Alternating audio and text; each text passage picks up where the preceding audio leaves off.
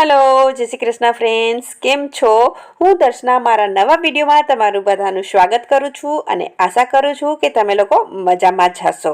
तो फ्रेंड आज रविवार छे, रविवार एटले रिलेक्स डे। थोड़ी आरामथी उठी छूँ अने आजनु बधु काम छे ते एकदम आरामथी करीश। हाँ, काम तो रहेवानुं ज छे अने स्पेशियल लंच भी बनावानुं छे, पण बधुं रिलेक्स मोड में हशे कारण के कोईना टाइम साचववाना नथी। तो सौथी पहेला मारुं जे मॉर्निंग रूटीन छे, ड्राय फ्रूट्स, गरम पाणी, चा ए बधुं करीश अने पछी मारे आजे थोडुं एडिटिंग करवानुं छे तो ए करीश। पछी आरामथी घरनुं काम करी अने स्पेशियल लंच बनावीश। तो फ्रेंड शियाळो छे एटले मेथी बी खावानुं स्टार्ट करी दीधुं छे। तो पलाळेली मेथी सौथी पहेला खाईश अने पछी ड्राय फ्रूट्स छे तो ते खाईश अने पछी हूँ गरम पाणी पीश। आ मारुं मॉर्निंग रूटीन छे। रोज जल्दी जल्दी थाय छे, बस आजे थोड़ो आरामथी विडियो बनावुं छुं तो तमारी साथे शेर करूं छुं। ड्राय फ्रूट्स खाईने गरम पाणी पीऊं छुं। आ ड्राय फ्रूट्स मारुं अने हसबंड बंनेनुं हतुं तो हाफ हूँ एमांथी लई लઉં છું अने हाफ मूकी दीधुं छे अने बस पछी आरामथी बेठा बेठा पाणी पीऊं छुं। गरम पाणी रोज ऊभा ऊभा या काम करता करता ज पीवाय छे कारण के स्कूल टिफिन बनाववानुं होय छे, पण सन्डेना दिवसे या फिर छुट्टीना दिवसे जवो थोड़ो आराम मळे छे के जेमां आरामथी सवारनुं मारुं रूटीन थाय छे। तो फ्रेंड गरम पाणी पीने हवे बनावुं छुं चा अने साथे साथे पाणी आवी गयुं छे तो पाणी पण भरी लईश अने वाटलानी अंदर मैं 2 तांबाना ग्लास राखेला छे। तांबानुं पाणी पीवा माटे हेल्थ माटे बहु ज बेनिफिशियल होय छे। तो अगर तांबानी टंकी तमारी पासे ना होय तो तमे एवी रीते માટલામાં 2 ग्लास मूकी शको छो अने पछी बस चा पीऊं छुं। आम तो गरम पाणी पीने चा थोड़ी वार पछी पीवी जोईए, पण हवे आदत छे तो चा वगर तो काम थतुं ज नथी। तो मारे एडिटिंग करूँ तो मने एक पुश जोतो तो चा पीने काम में। तो बस पछी मैं एडिटिंग कर्युं ने हवे अत्यारे 9 वागी गया छे फ्रेंड अने बस हवे थोड़ुं घरनी क्लीनिंग करीश। पहेला सोफा साफ करीश। सोफा तो हवे ओछा बगड़े छे पहेला करता। छोकराओ ज्यारे नाना हता त्यारे घर वधारे गंदू थतुं हतुं अने घरने क्लीन करवामां टाइम पण वधारे लागतो हतो, पण हवे छोकराओ मोटा थई गया छे। बेबी तो 12 होस्टेलमां छे अने बाबो 8th मां छे एटले घर क्लीन फटाफट थई जाय छे कारण के इट इज ज होय छे। हवे पार्थिलनो कपबोर्ड थोड़ो एरेंज करी दईश। आ काम मारे हर 2 दिवसे करवुं पड़े छे कारण के ते जाते कपड़ा निकाळे छे अने कपाट स्टडी टेबलने लीधे पूरो खुलतो नथी। तो ज्यारे वच्चेथी कपड़ा निकाळे छे त्यारे उपરના બધા कपड़ा अस्तव्यस्त થઈ ગયેલા હોય या पड़ी गया होय એટલે 2-3 દિવસે મારે એનો કબોર્ડ ઠીક કરવો પડે છે। તો ફ્રેન્ડ અમે કંપની ક્વાર્ટરમાં રહીએ છીએ અને એના જે કબોર્ડ આપેલા છે તેમાં 2 થી 3 જ સેલ્ફ આપેલી છે એટલે પાર્થિલનો બી વાક નથી। કપડાની લાંબી થપ્પી થાય એટલે કપડા નીકાળતા પડી જાય છે કારણ કે છોકરાઓને સરખી રીતે નીકાળતા ના આવડે। તો બસ અહીંયા પછી હવે કરીશ ઝાડુ પોછા। તો થોડો ફેન મને ગંદો લાગતો તો તેને બી સાફ કરી દીધો છે। तो फ्रेंड घरનું બધું કામ હું જાતે જ કરું છું। એનું એક રીઝન એ બી છે કે હવે છોકરાઓ મોટા થઈ ગયા છે, ઘર વધારે બગડતું નથી અને હું પણ હવે ફ્રી થઈ ગઈ છું। તો મારું બી આ એક બેસ્ટ ટાઈમ પાસ છે પ્લસ બેસ્ટ વર્કઆઉટ છે। तो सवारનું બધું કામ ખતમ કરીને નાઈ ભગવાનના દીવાબત્તી પૂજા કરીને હું હવે સીધી મળું છું તમને 11 વાગે। તો ફ્રેન્ડ સવારના બધાને જય શ્રી કૃષ્ણ અને આજે હું જે લંચ બનાવવાની છું તે થોડું રાજસ્થાની સ્ટાઇલ લંચ છે। તો મેં વિચાર્યું કે થોડો કપડામાં પણ રાજસ્થાની લુક આપી દઈએ। પ્રોપર રાજસ્થાની ડ્રેસ તો નથી પણ સ્કર્ટ અને ટોપ થોડું રાજસ્થાની વાઇબ્સ આપશે। તો મેં આજે સ્કર્ટ ને ટોપ વેર કર્યું છે અને આજે સ્કર્ટ છે તે સાડીમાંથી મેં જાતે સ્ટિચ કર્યું છે। તો ફ્રેન્ડ મને સ્ટિચિંગનો બી બહુ શોખ છે અને થોડું ઘણું શીખેલું બી છે તો થોડું ઘણું સ્ટિચ કરી લઉં છું। અને આ જે ટોપ છે તે મેં એક જૂનો તો નહોતો, નવો જ સલવાર હતો પણ હવે સલવાર કોઈ પહેરતું નથી તો એડિટીસ પડ્યું હતું તો એમાંથી બનાવેલું છે। તો ચલો આજનું જે લંચ છે તે રાજસ્થાની લંચ છે એટલે કે આજે હું દાલ બાટી બનાવવાની છું। તો ચલો કિચનમાં જઈએ અને આપણું કામ સ્ટાર્ટ કરીએ। दाल बाटी बहुत इजी रेसिपी है और बहुत जल्दी बनी जाए छे। तो सौथी पहला अहींया हूँ दाळ पलाળી दईश। दाळ अहींया मैं पंच दाळ मिक्स जे डी-मार्ट में मळे छे ते लीधी छे। तमे जाते भी घरे बधी दाळ मिक्स करीने बनावी शको छो अने तमने बधी मिक्स दाळ न पसंद होय तो तमे अड़दनी, चणानी अने तुवेरनी 3 दाळ मिक्स करीने भी बनावी शको छो। तो फ्रेंड अहींया मैं दाळने पलाળી दीधी छे अने पछी दूध आवी गयुं हतुं तो दूधने भी गरम मूकी दईश। तो आजे कोई दाल बाटीनुं सवारथी प्लानिंग नहोतुं, अदरवाइज दाळ ने तमे सवारथी पण पलाળી शको छो। जो પ્રી પ્લાન હોય તો. અને હવે હું બાટી બનાવીશ. તો ફ્રેન્ડ અહીંયા બાટી માટે મેં ઘઉંનો કરકરો લોટ લીધો છે. બહુ જાડો નથી, ભાખરી માટેનો મીડિયમ કરકરો લોટ 2 વાટકી લીધો છે. અને 2 વાટકી લોટ છે તો તમારે 2 ચમચી આમાં નાખવાનો છે રવો. આમ તો માપની કોઈ જરૂર નથી, પણ તમારી સાથે વિડીયોમાં શેર કરું છું રેસીપી, એટલે માપ કરું છું. 4 વાટકી લ્યો તો 4 ચમચી, મીન્સ કે જેટલી વાટકી લોટ છે એટલી ચમચી રવો નાખવાનો છે. થોડું આગળ પાછળ થઈ જાય તો ચાલે, એવું કંઈ જરૂરી નથી.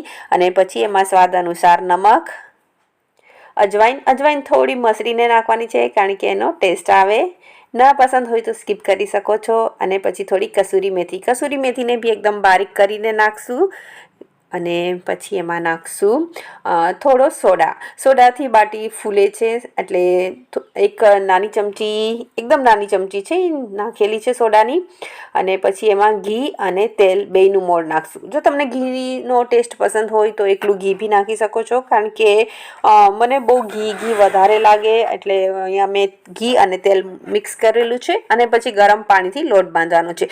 જેમ આપણે ચૂરમાના લાડુ બનાવીએ છીએ અને એના મુઠિયા બનાવીએ છીએ, એવી રીતે જો મોણ નાખી અને કડક લોટ બાંધવાનો છે. લોટ અહીંયા બહુ કડક નથી બાંધવાનો, કારણ કે આમાં આપણે સૂજી બી નાખેલો છે, તો સૂજી પાણીને ઓબ્ઝર્વ કરે છે. તો બહુ કડક હશે તો થોડી વાર રેસ્ટમાં મૂકવાનો છે, તો પછી તે વધારે કડક થઈ જશે. એટલે મીડિયમ, ના બહુ સોફ્ટ ના બહુ કડક એવો લોટ બાંધવાનો છે. અને પછી આપણે એને 10-15 મિનિટ યા ફિર અડધી કલાક જેવો ટાઈમ હોય એ પ્રમાણે રેસ્ટમાં મૂકી દઈશું. અને અહીંયા દાળ પલાળ્યાની બી 15-20 મિનિટ થઈ ગઈ છે, તો મેં એને સરસ રીતે ધોઈ નાખી છે. પંચ દાળમાં મેં થોડી તુવેરની દાળ એક્સ્ટ્રા નાખેલી છે. અને બસ હવે એમાં પાણી નાખશું, સ્વાદ અનુસાર નમક, હળદર અને ઘી નાખશું. ઘી નાખવાથી ઉભરાશે બી નહીં અને એનો જે ટેસ્ટ આવશે તે બી બહુ જ ફાઇન આવશે. બસ હવે એમાં 5 થી 6 સીટી વગાડી અને એને બોઇલ કરી દઈશું. તો ફ્રેન્ડ હવે દાળ બોઇલ થાય ત્યાં સુધી હું ફ્રી છું, તો કપડાં સુકાવી દઈશ, કારણ કે કપડાં વોશ થઈ ગયા છે. અને ફ્રેન્ડ મારું વ્લોગિંગ પહેલાં હિન્દીમાં હતું, તો મારા વચ્ચે વર્ડ્સ હિન્દીના બી આવી જાય છે, તો તેના માટે સોરી, કારણ કે થોડો ટાઈમમાં મને આદત પડી જશે ગુજરાતી કન્ટિન્યુ બોલવાની. તો બસ અહીંયા હવે કપડાંને સુકાવી દઈશ અને પછી બીજા મારે કપડાં હજી બીજા ધોવાના છે, તો એને પલાળી દઈશ. હસબન્ડના યુનિફોર્મ છે, હસબન્ડના યુનિફોર્મ હું અલગથી જ વોશ કરું છું, રૂટીનના કપડાં સાથે નથી નાખતી. તો બસ અહીંયા હવે હસબન્ડના યુનિફોર્મને પલાળી દઈશ. તો ફ્રેન્ડ 12:15 વાગ્યાનો ટાઈમ થયો છે. કુકરમાં દાળ તો બફાઈ ગઈ છે, પણ હજી કુકર ગરમ છે, તો તેની પહેલાં મારે લસણ ફોલવાનું છે, કારણ કે દાળ બાટીની દાળનો વઘાર લસણથી જ થાય છે. લસણ નાખવું એમાં બહુ જ જરૂરી છે, લસણથી એનો બહુ સરસ ટેસ્ટ આવે છે. અને ફ્રેન્ડ હું બપોરે જમ્યા પહેલાં અને રાત્રે જમ્યા પહેલાં એક મેં ઘરે પાવડર બનાવેલો છે, ડિટોક્સ પાવડર, એ ગરમ પાણીમાં સાથે લઉં છું. તો મેં એને થોડી વાર પહેલાં પલાળી રાખ્યો હતો. તો બસ હવે ગરમ પાણીમાં એ પીસ અને સાથે લસણ ફોલીશ. તો ફ્રેન્ડ આ જે ડિટોક્સ પાવડર છે એ મેં ઘરે જાતે જ બનાવેલો છે. મેથી, અજમા, જીરું અને વલિયાળીનો છે. આ ચારેયની ક્વોન્ટિટી સેમ લેવાની છે. અને પછી એમાં પીસીને હિંગ અને હળદર ને એવું બધું નાખેલું છે. અગર તમારે એની રેસીપી જોતી હોય તો મારા આગળના જે વિડીયો છે બધા એમાં તમને મળી જશે, હિન્દીમાં છે. અધરવાઇઝ હું જ્યારે આગળ બનાવીશ ત્યારે તમારી સાથે જરૂર શેર કરીશ. અગર તમને બ્લોટિંગની પ્રોબ્લેમ છે યા ફિર ગેસ એસિડિટીની પ્રોબ્લેમ છે તો બહુ જ સરસ છે, મીન્સ કે ટ્રાય કરવા જેવો છે. અને અહીંયા પછી મેં દાળ માટે ડુંગળી ટમેટાને ચોપ કરી લીધા છે. અને પહેલાં બાટી બનાવીશ અને પછી દાળનો વઘાર કરીશ, તો બે સાથે થઈ જાય. તો બાટી બનાવવા માટે ફ્રેન્ડ જો પહેલાં અહીંયા એક લોટનો બોલ લેવાનો છે અને પછી એને કોળિયા જેવો શેપ દેવાનો છે. અને પછી એને વાળીને ગોળ બોલ બનાવવાનો છે. કોળિયાના શેપને લીધે અંદરથી બાટી છે એ પોલી બનશે અને સરસ શેકાઈ જશે. તો આવી રીતે બધી બાટી બનાવવાની છે. અને બધી બાટી બની શકે તો સેમ સાઇઝની જ બનાવવાની છે, કારણ કે પછી એકસાથે બધી પાકી જાય.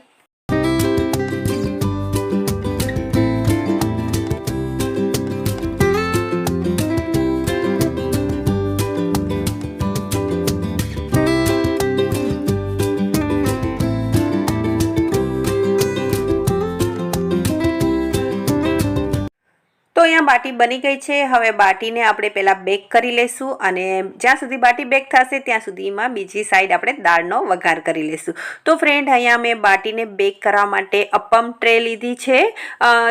બાટીનું મારી પાસે કુકર અવેલેબલ નથી અને જરૂર પણ નથી, આમાં બહુ જ ફાઇન થઈ જાય છે. તો સૌથી પહેલાં આપણે બધા ટ્રેમાં થોડું તેલ નાખશું. અહીંયા તમે ઘીનો પણ યુઝ કરી શકો છો.